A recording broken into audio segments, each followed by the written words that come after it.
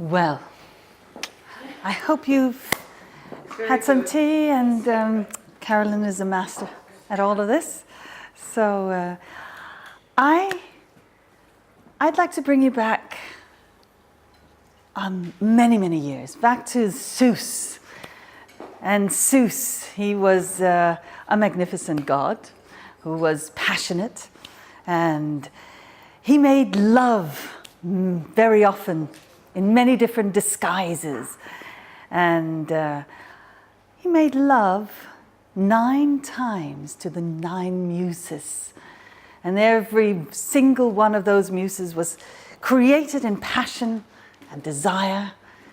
And each muse led to a different kind of artistic expression. If you look at history, many artists have had a muse. The distinction of that muse is very different. It depends on who the artist is. But that one very important thing is that they felt inspired. And at Christmas time, I got a wonderful book about artists and their muses. Because the title that I chose, Women We Should Be Talking About. If I mention the artist Man Ray, we get a few nods. If I say Lee Miller, not so much.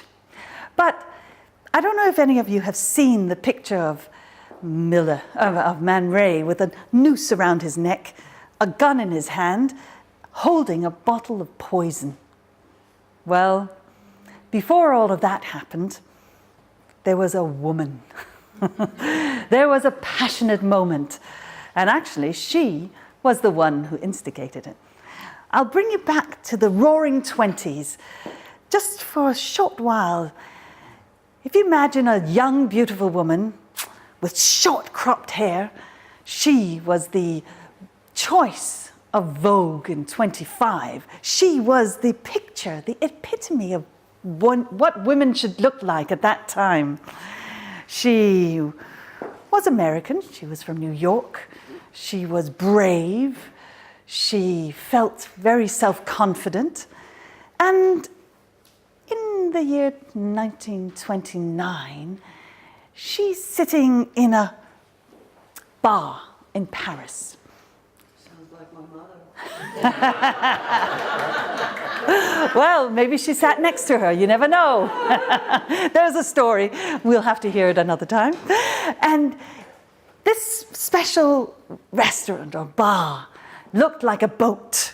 And from the lower deck to the upper deck, there was a swirling staircase. And Lee Miller had placed herself against the bar, just in that right point where if the person walked up the stairs, they would see her as the first thing, with her drink and her eyes fixed right on that person. And up from the lower deck to the upper deck in that bar came Man Ray. And Man Ray saw her and she saw him, and he came towards her and she said, "I'm your new student." And he said, "I don't have students." And she said, "Yes, you do. Now." And he said, "No, I'm going to Beirut tomorrow." And she said, "Well, so am I." And she did. She jumped into that open car and they raced off to Beirut. And she had a camera, he had a camera, and they took pictures of each other because she was his student. So, of course, she was learning from him and he was learning from her. And those two, they lived as teacher and student. He was 17 years older than her, and for just a few years. Because soon her expertise and her challenging him challenging her, made them equals and made them lovers. And then it changed. Before it changed, they went to Picasso in the south of France during the summers. They lived life. And they came and met with all the Americans at that time, Hemingway, all these different authors and the artists, and there was a vibrant life. And of course, at that time, there was a very free-spirited way of being together. And it wasn't only the men who were free-spirited. The women were as well. And she was a model. 6 portraits Picasso painted of her, different other models. She was a model everywhere else. If they were in lack of money, she would go pose as a model for Vogue. And she was in a film. And every time she was a free spirit.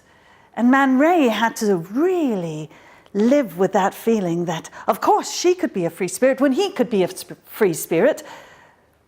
But he didn't like it. He wanted her to live with him as man and wife. And she wanted to be an artist. And to make things short, make the story short, at one point, to show how things were a bit heightened, she came home and in the bin was a negative. She lifted it up and she looked at it. It was one of his pictures. She cut it, cropped it, changed it, and made a new picture out of what he had created. And when he saw that, he was furious. She wasn't supposed to change his work, because his work, and if he'd chosen to throw it out, it was in the dustbin, and she shouldn't do anything about that. But as she had, he threw her out. He said, "Go, leave." And when she came back a week later, there was a picture of her, a portrait of her on the wall. And with a razor, he cut off her head, and red ink was on her face. And she decided, fine, I'm out of here. I'm going home. I'm going back to New York. I'm out of here. And when he realized what he'd done, he was devastated. He wanted her back. He didn't mean that. It was just but off she was. And there was he, devastated, ready to die. He stood there. He'd bought the gun. He didn't really know if it was for himself or for her. He stood at the edge of the Seine, thinking, should I just dump the gun or should I dump myself? And then he was saved by a woman who said, don't do it. And when he came home, he said, he shared his passion, he shared his thoughts, and he said, well, I can't live without her. It's not possible. Well, if you can't live, how are you going to die? And he said, well, I'll hang myself. No, I'll shoot myself. No, I'll drink poison. That's what I'll do. I'll end it that way. She said, okay, well, show me. So he sat there with a noose around his neck, a bottle of poison in his hand, and a gun. And she helped him make a picture, a piece of art, based on how life was without a muse. Well, in the times after that, he challenged himself, and he cut out her eye and put it on a metronome on the arm. And then he said, if you want to get rid of this, it's kind of exorcism, put the eye of the X on this arm of the metronome, and then find a hammer and smash it, end it, get rid of it, get it out of your system in one go. Well, he also wrote poems. He made a picture with her lips all over Paris, and he said, I am part of you, and the sky and everything. I kiss you. Well, slowly leaving his system, at one point, the big lips of hers were over a couch, and on the couch there was a mannequin without a head. And then he was slowly getting over her. But 5 years went by, and then they met again. And that passion, that drive, now became friendship, and they were friends for life. And how do we know this story? Well, I'll tell you. Her son knew nothing of this until she was gone, dead and gone. He went to the attic and he found a box, and in that box he found pictures and more pictures and love letters and more love letters. And in that box of gems, he suddenly realized that this was a wonderful love story. But she, of course, hadn't shared that story with anybody. because she was a married woman. She had a son. She was living in a different life. But he remembered that they'd met when he was 85, and they'd sat beside each other. And he remembered that there'd been an energy between the two of them. So a muse, a friendship, where do we find it? This true, passionate love, the one that we share, and we know we'll share it forever. In some respect. We never know how. We never know how it will change. But make sure those letters are passed on.